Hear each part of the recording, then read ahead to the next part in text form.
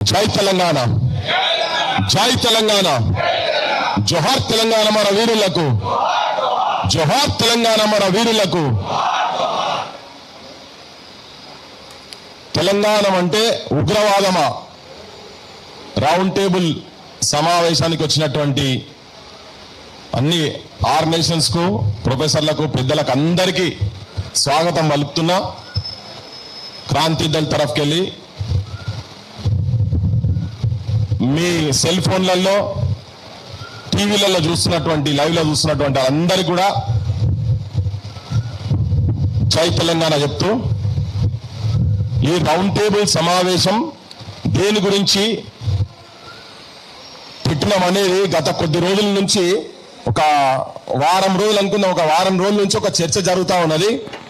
మనొక ఆంధ్ర ప్రాంతానికి సంబంధించినటువంటి ఉప ముఖ్యమంత్రి, cinema star, power star Pawan Kalyan చేసినటువంటి ఆంధ్రప్రదేశ్ తెలంగాణ సపరేట్ రాష్ట్రాలు అయిన తర్వాత తెలంగాణ అవతరణ దినోత్సవం నాడు హైదరాబాద్కు వచ్చి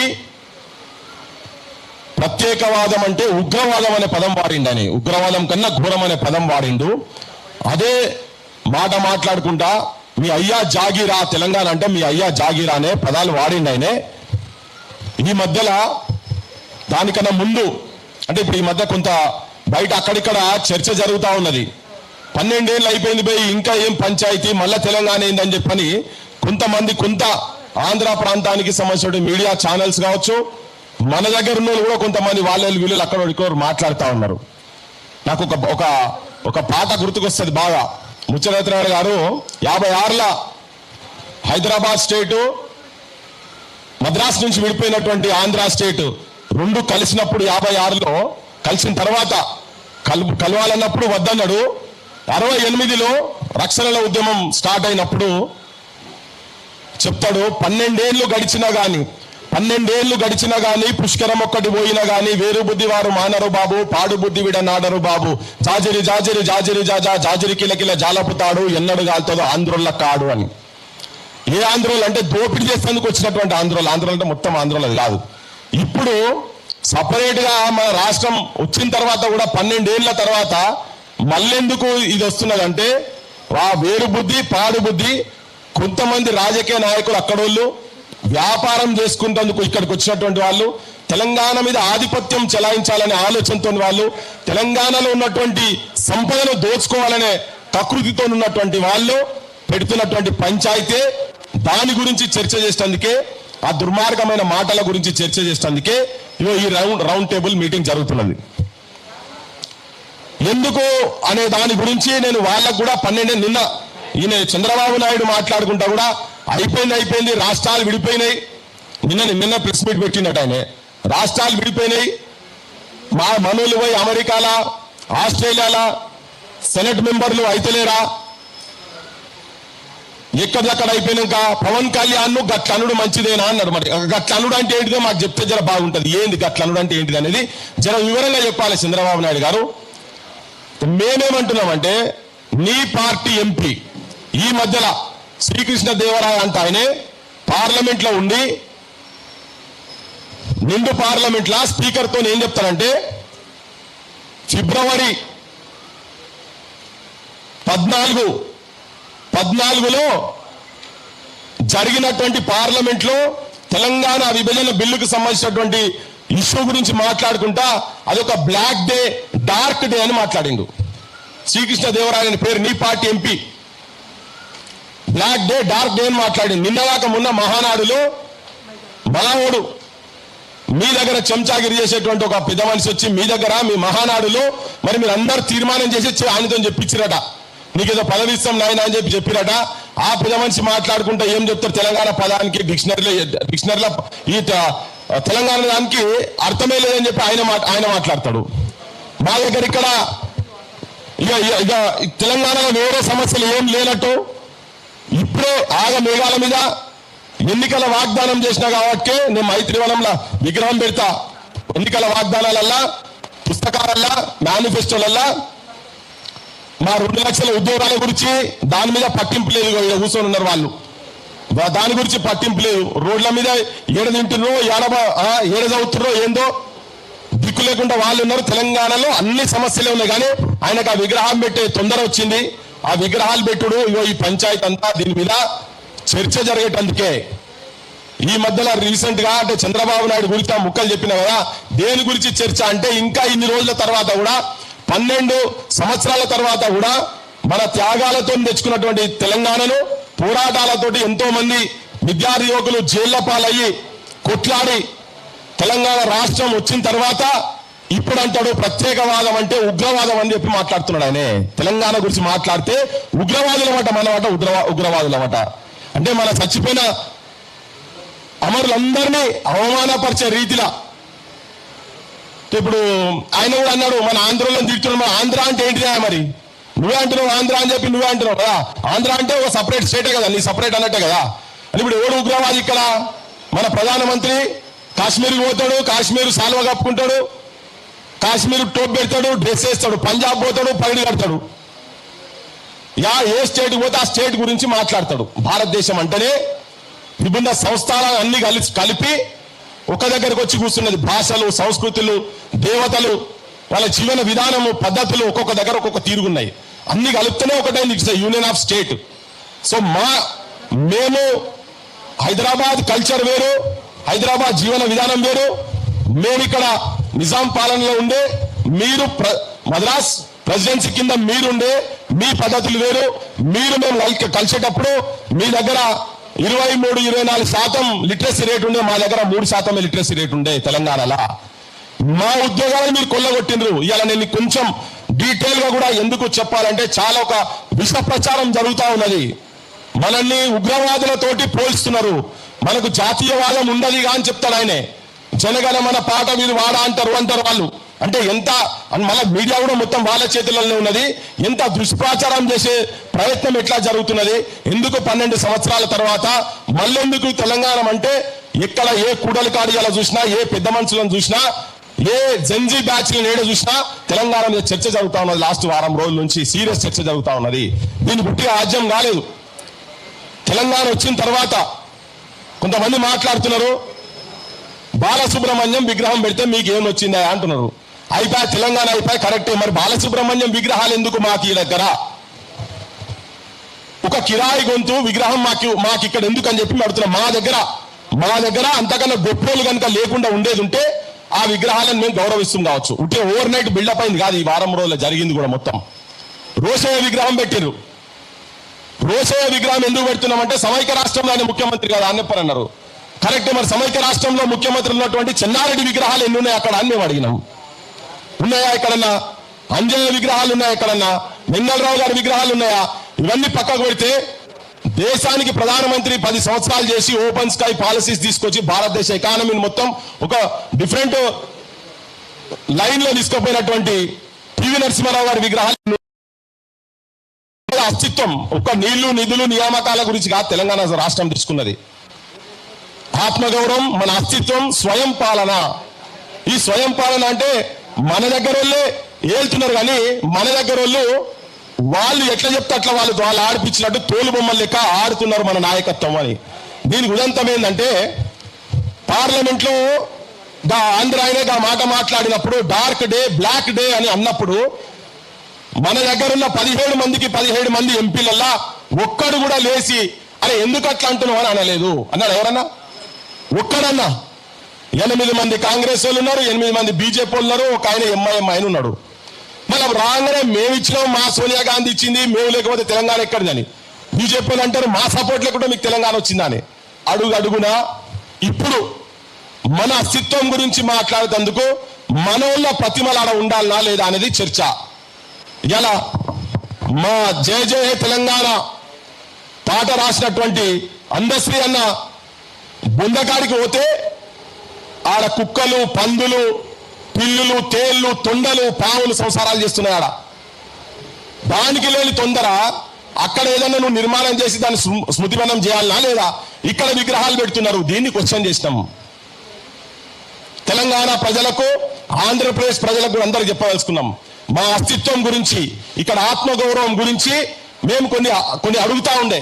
ఈ అడుగుతున్న క్రమంలోనే మా విగ్రహాలు మా ఊళ్ళకి సంబంధించిన గద్దరన్న విగ్రహం పెట్టాలంటే ఇక్కడ పర్మిషన్లు ఇయ్యరు.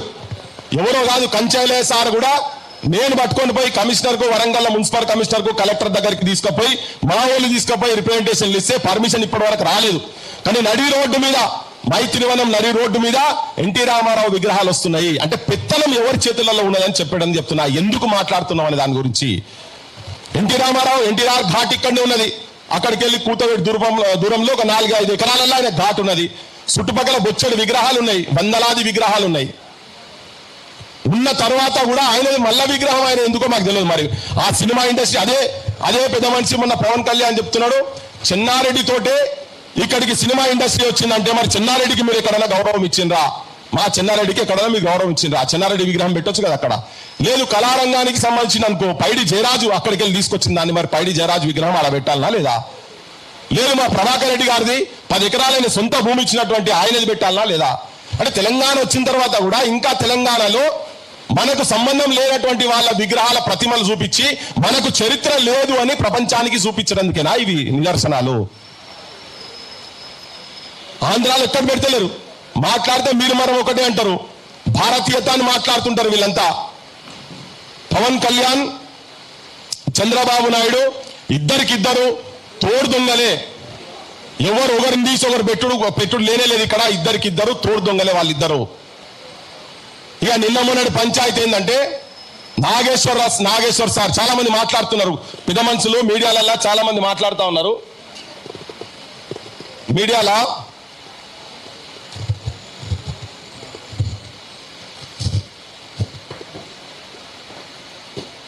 ఈ పిచ్చోనికి ఏం పని లేదు, పృథ్వీరాజ్ అంటే పిచ్చోడట.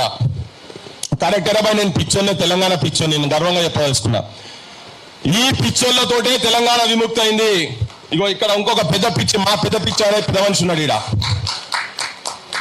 నన్ను స్కూటర్ మీద తీసుకొని పోయింది ఫస్ట్ గద్దర్ అని ఇంటికి 95లో అనుకుంటా.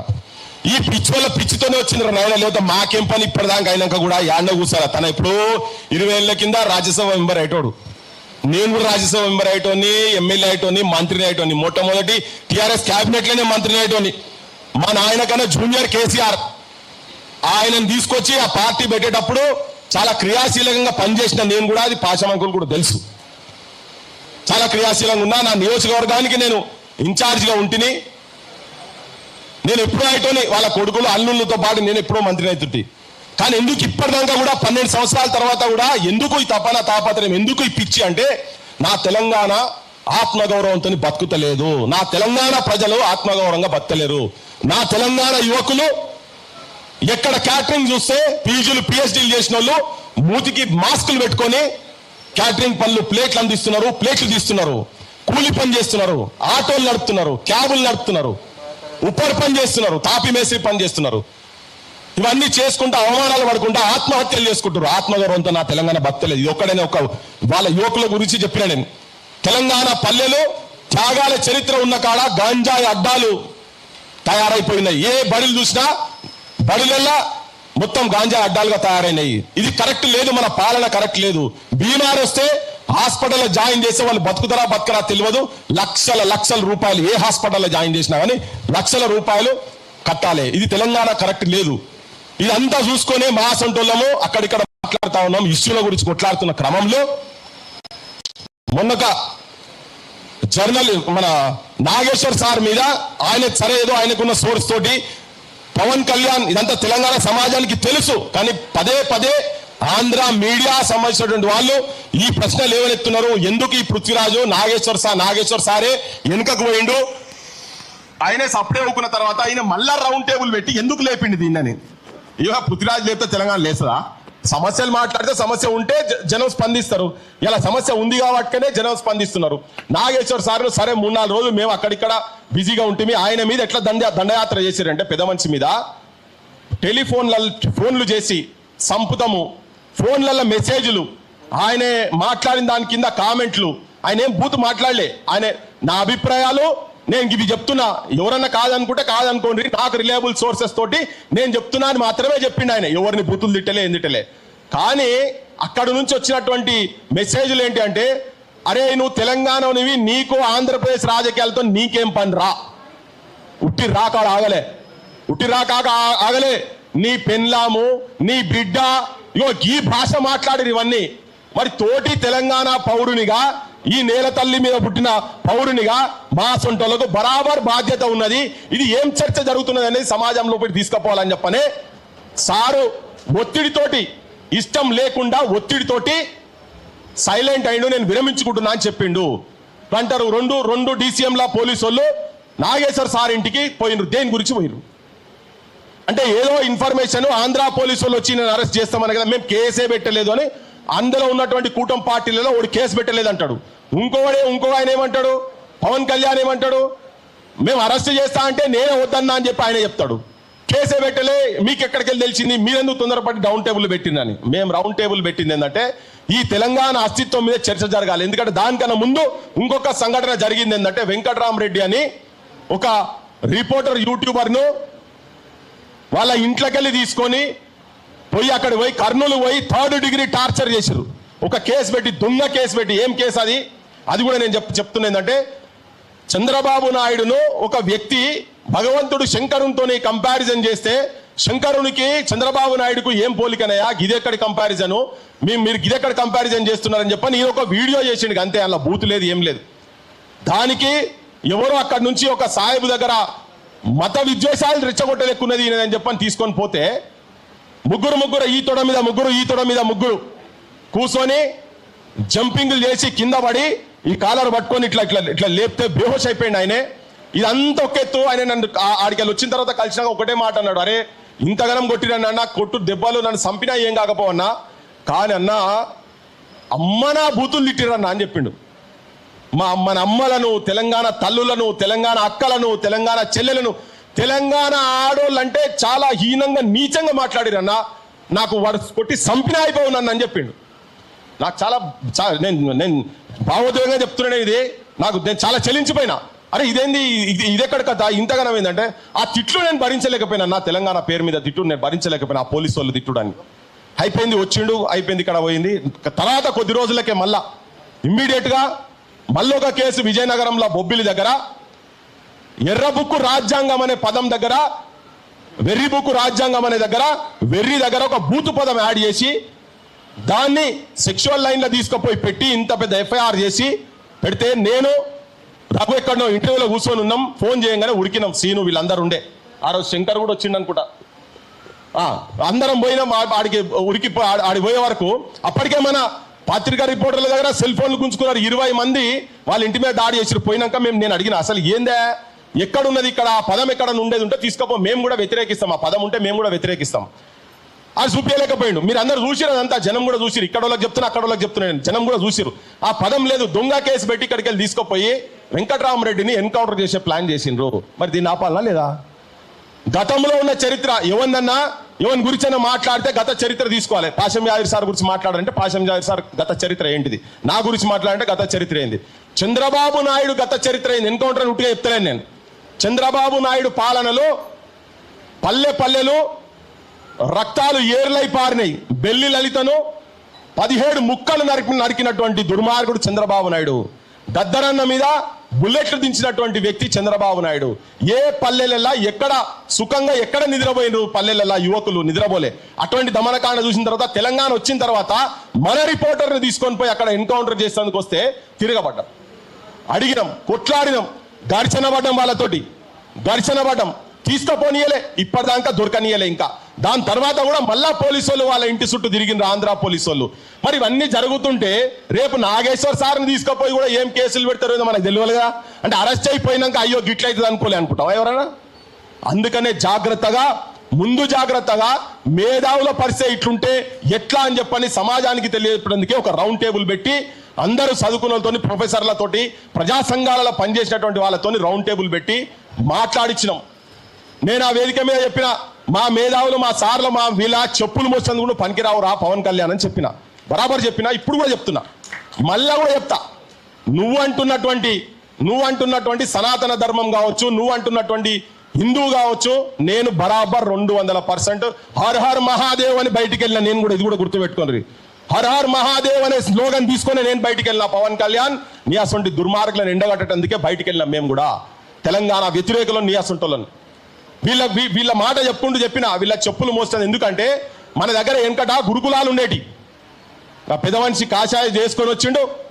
ఈ కాషాయం ఉన్నప్పటి కాలం నుంచి కావచ్చు, ఎప్పటి నుంచో కాలం నుంచి గురుకులాల దగ్గర పోతే ఫస్ట్ గురువు సేవ చేసుకోవాలి. గురువు అన్ని బట్టలు ఉతకాలి, గురువు లాల్చి ఉతకాలి, గురువు పైజామా ఉతకాలి, గురువు కండువా ఉతకాలి. గురువు ఎక్కడ పోతే పాదరక్షలు తీసుకుపోయి అక్కడ పెట్టాలి. ఆ పాదరక్షలు కూడా మోసి అంటే అర్హత నీకు లేదురా అని చెప్పిన అంతనే. అది ఇప్పటికీ నేను స్టిక్ అయి ఉంటా. ఆయనే చెప్పిండుగా మొన్న పాశం యాదగిరి సార్, నాకు దామోదరం సంజీవయ్య గురించి నాకు అంతకుముందు తెలియదు సారే, అన్ననే చెప్పిండు నాకు. మరి అన్నెందుకు ఇట్లా మాట్లాడుతుండో అని. ఎందుకు మాట్లాడుతుండో ఇంటికి వచ్చి కూర్చుంటే చెప్తాడు నువ్వు దేని గురించి ఏం జరుగుతుంది ఏందనేది. ఈ మాటలు కొందరు ఆవేశంగా కూడా అక్కడిక్కడ మాట్లాడి, నేను ఇవాళ కూడా అందరూ వచ్చిన అందరికి విజ్ఞప్తి ఏం చేస్తున్నా అంటే, మనం భాష కొద్దిగా జాగ్రత్తగానే మాట్లాడదాం. మనం ఎవరమేం అనలే, కానీ మనం చిన్నగంటే కూడా వాళ్ళు పెద్దగా చూపించే ప్రయత్నం చేస్తారు. ఆఖరికి ఎట్లా తీసుకొస్తున్నట్టే వాళ్ళు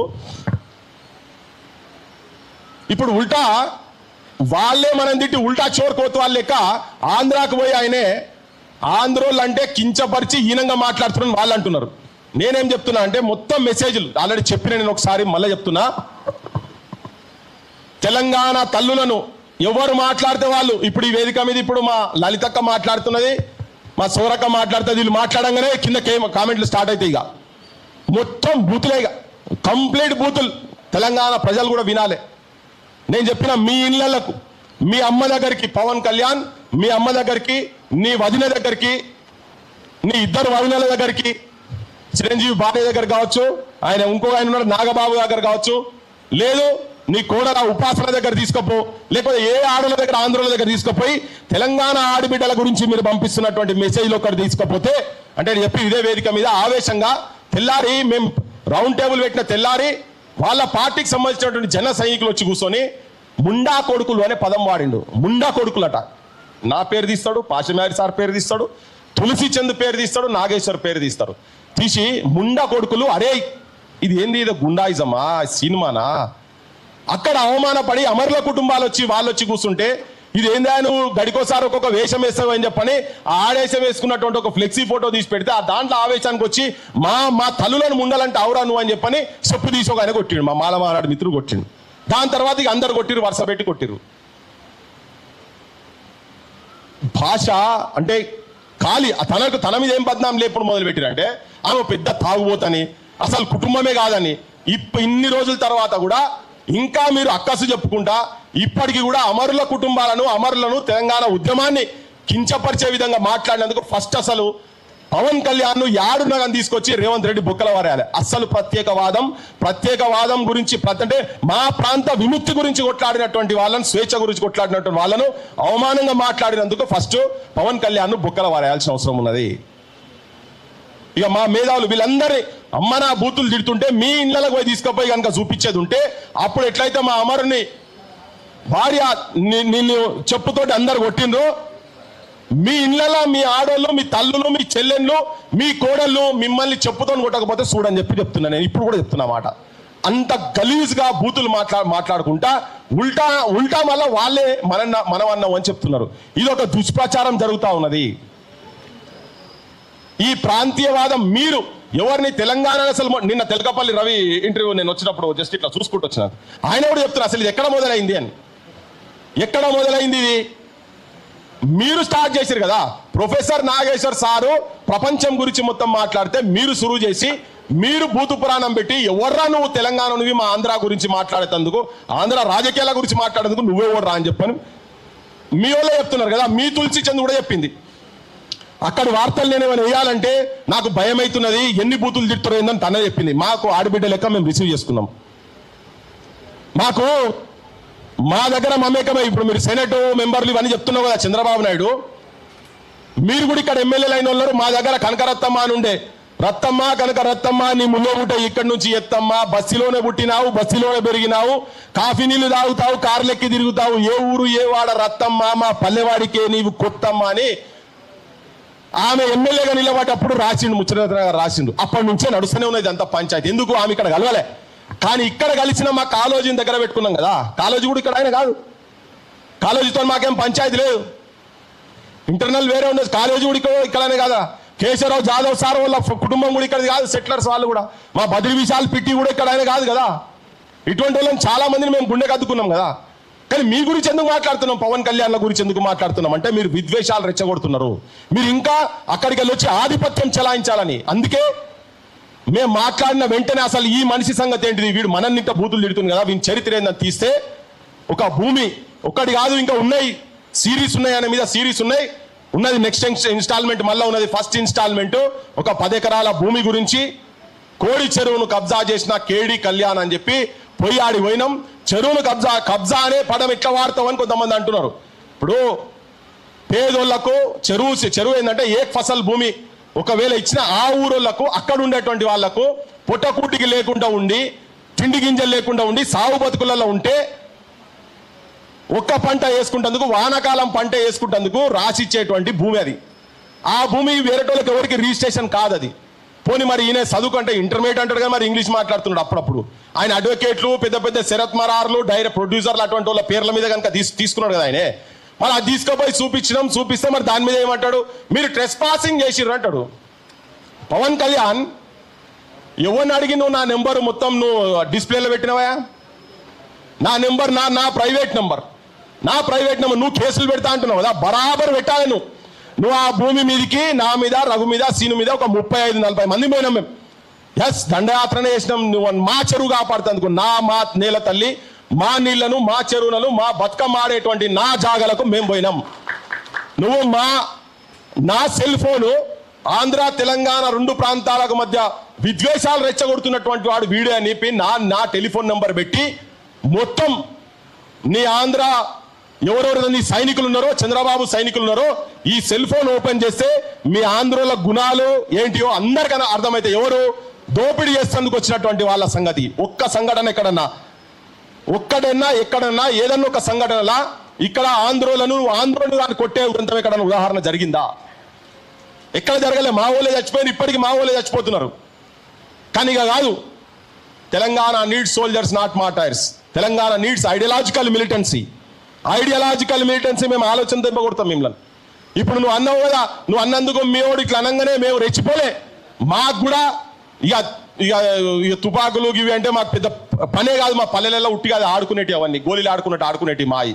కానీ మేము అట్లా కాదు. నిన్ను ఎక్కడ కొట్టినాం బిడ్డ? నువ్వు చెరువు ఇల్లీగల్ గా 10 ఎకరాలు చెరువు భూమిలో నువ్వు జల్సాలు చేస్తున్నావు, నువ్వు ఆ జాగలా అని చెప్పి మా గుడిని పనిచేసినావు. నువ్వు సనాతన ధర్మం, హిందుత్వం అని చెప్పుకుంటా మా కట్టమైసమ్మ చెరువుకు బేడీ లేచినట్టు నువ్వు మొత్తం ఆడ కంచె పెట్టినావు కదా. అది సమాజానికి, నీ సమాజానికి, మా సమాజానికి మేము చూపించినావు. అది మేము చేసేది ఐడియాలజికల్ మిలిటెన్సీ. చేస్తాం. ఇంకా ఉన్నాయి నీ ఏమేమి ఎస్సీ భూములు ఏమేమి చేసినావో ఇవి చాలా ఉన్నాయి. మీ వాళ్ళ చరిత్ర కూడా చాలా ఉన్నది. ఇవి ఇప్పుడు మేము మా ప్రభుత్వం కూడా, తెలంగాణ ప్రభుత్వంకు రేవంత్ రెడ్డి కూడా సవాల్. ఆయన అన్నాడు నిన్న మాట్లాడుకుంటా, ప్రెస్ కాన్ఫరెన్స్ లో మాట్లాడుకుంటా అంటాడు, అది ఒకవేళ గవర్నమెంట్ భూమి అయితే నేను ఇస్తాను. గవర్నమెంట్ నువ్వేంద్ర ఇచ్చేది, వాళ్ళే తీసుకుంటారు. ఫస్ట్ నువ్వు బొక్కలు పడాలి. ఎందుకంటే ఇన్ని రోజులు కబ్జాలు ఎందుకున్నావు దాని మీద? నీకు గానే కాదు, రిజిస్ట్రేషనే కాదు, దొంగ సంతకాలు పెట్టినావు. మేము మ్యాప్ తీసుకుపోయి ఆడ పెడితే ఇది అంతా కాదు, ఇదంతా వేస్ట్ అంటారు. మరి ఆర్డీఓ పెట్టిండు, ఎంఆర్ఓ పెట్టిండు, అందరు పెట్టిరు కదా దాని మీద సంతకాలు. అంటే ఎవరిని పిక్చర్ చేస్తున్నావు? ప్రజలకు చెప్పేది ఏంటంటే, సినిమాలలో వీళ్ళు హీరోయిజంకే పనికి వస్తారు, కానీ వేరే జీవితాలకు వస్తే వీళ్ళు అన్ని నల్లటి బతుకులు, చీకటి బతుకులు అని చెప్పదలుచుకున్నాను. వీళ్ళందరికీ చీకటి బతుకులు వీళ్ళు బతికేటి అన్ని. నన్ను మా ఊళ్ళో అడిగినరు, అరే నువ్వు గడ పోయి ఇంకా బీర్ బాటిల్ పట్టుకుంటా, అవే నీ లెవెల్ ఏంది, నువ్వు బీర్ బాటిల్ పట్టుకునేది ఏందని. అంటే నేను చెప్పదలుచుకున్నది ఏంటంటే, నేను అలా ఆవులను పెంచుతున్నా అన్నాడు. నీ ఆవులు పెంచే దగ్గర, అంటే ఆవులు అంటే ఒక పవిత్రమైన జాగా అనే చెప్పేందుకు చెప్తున్నాడు ఆయన. నువ్వు ఆవులు పెంచే జాగాల దగ్గర బీరు సీసాల మొత్తం ఇట్లా గుట్టలేక ఎందుకు ఉంటుందా ఆయన అడిగేటందుకు చూపించిన నేను దాన్ని. ఇప్పుడు చెప్పదలుచుకున్నా. అరే నువ్వు గంత పెద్ద మనిషి బీరు సీసాలు పట్టుకొని కనిపిస్తావా అంటే, ఆడ చూసేవాళ్ళకి అనిపిస్తున్నాడు, అబ్బా ఇంత ఘోరం జరిగిందా అని. నువ్వే చెప్పినావు ఆవులు ఉన్నాయి, నేను ఆవులు పెంచుతున్నా, వేరే ఏం చేస్తలేను అని చెప్పాను. మరి ఆవులు ఉన్న కాడ బీరు సీసాలు ఎందుకున్నాయి? నువ్వు తాగినావా, ఎవరు తాగినా నాకు సంబంధం లేదు. నువ్వు చెప్పేది ఏంటిది సమాజానికి, నువ్వు చేసేది ఏంటిది అని చెప్పేటని చెప్తున్నాం. ఇంకోటి, తెలంగాణ కాడికి వచ్చి మళ్ళా ప్రత్యేక వాదము, ఉగ్రవాదము అండ్ మీ అయ్యా జాగిరా అని మాట్లాడింది కదా. దాని తర్వాత చాలా మంది మా ఊళ్ళ గుడిగా పౌరుషం వచ్చింది, మా పున్నం ప్రభాకర్లకు వీళ్ళ గుడిగా పౌరుషం వచ్చింది. ఎస్ మా అయ్యా జాగిరే అని. ఇప్పుడైనా సోయికి రాను ఆయన, సోయికి రాన్రి, ప్రమాదం ఉందని చాలా విషయాలు ఏం మాట్లాడుతున్నాడు అనాలి. మీడియా ఛానల్ ఆర్టీవీ అనేది పెట్టి ఇది మొత్తం సర్క్యులేట్ చేస్తున్నారు కంప్లీట్ గా. అంతకుముందు పిచ్చోడని పెట్టిరు, ఇప్పుడు ఇది పెడుతున్నారు. నేను సమాజానికి చెప్పదలుచుకున్నా, బోత్ ఆంధ్ర అండ్ తెలంగాణకు ఇదే ఇంటర్వ్యూ, ఈ ఇంటర్వ్యూ ఒక్కటి చూడరు మీరు అంతేనే. నేను ఆ ఇంటర్వ్యూలో ఏం మాట్లాడినా ఏందనేది. నువ్వు ఇక్కడ దాకా జూన్ 2వ తారీఖు నువ్వు ఇక్కడ గిచ్చికయ్యం పెట్టుకుంటందుకు వస్తున్నావు కదా. నువ్వు ఇక్కడ కాదు, ఫస్ట్ నీకో నీ అడ్రస్ లేదు, నీ రాజధాని లేదు. నీ రాజధాని కట్టుకో. 12 సంవత్సరాలు మాది, 10 సంవత్సరాలు మాది వాడుకోమన్నా 10 సంవత్సరాలు అయిపోయింది. ఇంకా ఇప్పటిదాకా మీకు రాజధాని పంచాయతీ ఉన్నది. నీ ఓట్లేసే ప్రజలకు నువ్వు సేవ చేయి నాయన అని ఆ ఇంటర్వ్యూలో మాట్లాడితే ఆ బొమ్మ పెట్టిగో, ఈ డిమాండ్స్ పెట్టిగో ఇట్లా ప్రచారం చేస్తున్నారు. అట్లా రేపు ఇంకేమేం ప్రచారం చేస్తారో మనకు ఎరకలే. వాళ్ళు ఏమని అనుకోని నాకు ఫరక్ పడదు. కానీ మన తెలంగాణ సమాజానికి విజ్ఞప్తి చేయదలుచుకున్నా, బరాబర్ పృథ్వీరాజ్ కావచ్చు, ఇక్కడ ఉన్న వాళ్ళందరం కూడా తెలంగాణ అస్తిత్వం గురించి, ఆత్మగౌరవం గురించి కొట్లాడుతున్నాం. ఈ తెలంగాణ సమాజానికి చెప్పదలుచుకున్నాం మేము. మన రాజకీయ నాయకత్వం కూడా కరెక్ట్ లేదు. రాజకీయ నాయకత్వం కరెక్ట్గా ఉండేది ఉంటే ఇలా మాకు ఈ ఇబ్బంది అవసరం లేకుంటుండే, ఈ బూతులు మాకు అవసరం లేకుంటుండే. మళ్ళా రిపీటెడ్గా చెప్తున్నా, మీ అమ్మల దగ్గరికి, మీ అక్కల దగ్గరికి, మీ చెల్లెళ్ళ దగ్గరికి, మీ వదినల దగ్గరికి, మా మీద, మా తెలంగాణ తల్లుల మీద, మా అమ్మల మీద, మా అక్కల మీద, మా చెల్లెళ్ళ మీద, మా తెలంగాణ ఆడబిడ్డల మీద మీరు ఒక్కొక్క బూతు ఏదైతే రాస్తున్నారో మీరు వాళ్ళకు చూపియండి. చెప్పులతోని కొడతారు. ఎంత చెడబుట్టినవురా నా కడుపులా అని చెప్పి పవన్ కళ్యాణ్, మీ అమ్మ అనకపోతే చూడు, నీ వదిన అనకపోతే చూడు, నువ్వు ఇటువంటి సైన్యాన్ని నువ్వు తయారు చేస్తున్నావా అని. వెంకయ్య నాయుడు గారు, మీరు పార్లమెంట్లో మాట్లాడితే మీ గలం చాలా అద్భుతంగా ఉంటుంది. సినినమ్స్, యాంటీనమ్స్, రిథమిక్ గా మాట్లాడతారు. మీరంతా పదాలతోటి అటు ఇటు చమత్కారంగా మాట్లాడి ఇంప్రెస్ చేస్తారు కదా. నీ ప్రాంతం వాళ్ళు, నీ బిడ్డ దగ్గర, నీ కోడల దగ్గర, నీ భార్య దగ్గర, నీ ప్రాంతం వాళ్ళు తెలంగాణ ఆడబిడ్డల మీద ఏం మెసేజ్లు పెడతారో ఒకసారి చూపి. ఎంత భాషా ప్రావీణ్యత ఉన్నది మీకని. సేమ్ నేను ఎన్వి రమణతో కూడా అడుగుతున్నా, సుప్రీంకోర్టు మాజీ చీఫ్ జస్టిస్, మీకు కూడా తెలంగాణ ప్రాంతంలో చాలా రోజులు ఉన్నారు కదా, మీ ఆడోళ్ళ దగ్గర కూడా చూపియండి. మీరేమేం భాష, ఏం చెప్తాదలుచుకున్నారని. మేము విగ్రహాలు బలగొట్టేటప్పుడు శ్రీ జాషువాది బలగొట్టలే. ధర్మమునకు నిన్నడు పిరికితనము లేదు, సత్యవాక్యమునకు సావు లేదు, వెరవలేర నీకు విశ్వనాథుని మూల, సృష్టికర్త తాను సృష్టి నీవు అని చెప్పింది. బరాబర్ అదే పాటిస్తున్నాం. మా దిక్కు ధర్మం ఉన్నది. జాషువా అయినా, మా పోతన్లైనా, వేమన్లైనా, ఎవరైనా కానీ మంచిని మేము రిసీవ్ చేసుకుంటాం. కానీ మీరు ఈ దుష్ప్రచారాలు ఇవన్నీ ఏవైతే జరుగుతున్నాయో, మా ఆడబిడ్డల మీద, మా ఊళ్ళ మీద మీరైతే దాడి చేస్తున్నారో దాన్ని ఖండిస్తేందుకు ఇంకా 100 రౌండ్ టేబుల్ పెడతామని చెప్పదలుచుకున్నాను. ప్రతి ఒక్కరు చెప్పదలుచుకున్నా. ఇక్కడ కాదు, ఇంకా ఊర్లలో పెడతాం. మీ పటాపంచలు చేస్తాం. ఇంటి దొంగలను కూడా ఎండగడతాం. ఈ ప్రాంతం వాడు వాళ్ళకు వత్తాస ఎట్లా పలుకుతున్నాడో వాళ్ళని కూడా ఎండగడతాం. ఎందుకు ఇక్కడ నౌకర్లు వస్తలేవు, ఎందుకు ఇక్కడ పేదరికం పెరుగుతున్నది? మార్వాడి ఉద్యమం గురించి మాట్లాడండి. మా నరసింహన్న కూడా తెలుసుగా. వీళ్ళ వృత్తులు మొత్తం సర్వనాశనం అయిపోయినాయి. అది మామూలు కాదు. అది మేము దేనికి వ్యతిరేక అని మాట్లాడుకుంటూ అంటున్నాడు. మార్వాడి అనుకుంటూ పోతే ఇక వేరేటో కూడా ఇక్కడ వచ్చి వ్యాపారం చేద్దాం. మేము వేరేటోళ్ళం వ్యాపారం చేద్దాం చెప్పలే, దోపిడీ చేద్దాం చెప్తున్నాం. బంగారం గురించి చెప్తే తన గంటలు చెప్తాడు. ఆయన మాటలు వింటే ఏడుస్తారు, ఆత్మహత్యలు చేసుకొని చచ్చిపోతున్నారు. మమ్మల్ని ఇక్కడ ఎందుకు ఆ పంచాయతీ కూడా సమాజానికి తెలియాలని నేను 2 నిమిషాలు టైం ఎక్కువ తీసుకుంటున్నా.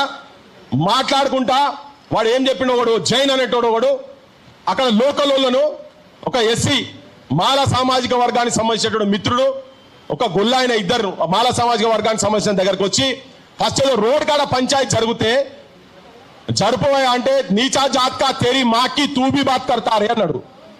నేను తెలుగులో నీచా జాత్కా అంటే చిన్న నీచుడు, నీచపు కులంలో పుట్టినటువంటి నువ్వు కూడా మాట్లాడతావారా? కానీ కార్ జరపమన్నందుకు అడు జైన్ మార్వాడి ఇక్కడ బతికేందుకు వచ్చినాడు అని అతని మీద దాడి చేస్తే ఆపేందుకు ఇంకో ఆయన పోతే తూ గర్గర్ జాకే దూద్ పేచిన వాళ్ళ తూ బి బాత్ కడతారే అని చెప్పన్నాడు. ఇంటింటి తిరిగి పాలమ్ముకుంటోని నువ్వు కూడా అని. అరే ఇంత ఘోరంగా గిదెక్కడ మాటలు మాట్లాడుతున్నా. టీవీలో చర్చల గురించి మాట్లాడితే వాళ్ళ అధ్యక్షుడు చెప్తాడు, తెలంగాణలో అంటే ఏమున్నారా మీరు తాగి పంటరు, ఇన్ని పైసలు ఉంటే తాగి పంటరు అన్నాడు. తాయి పండుగలో పివి నరసింహరావు అయినా, తాయి పండుగలో నాగేశ్వరరావు అయినా, మీ ఆంధ్రాకు ఉన్నారా చెప్పండి. అట్లా మాట్లాడుతున్నారా? మా పాశమంకులు ఇక్కడ మాట్లాడుతున్నారా?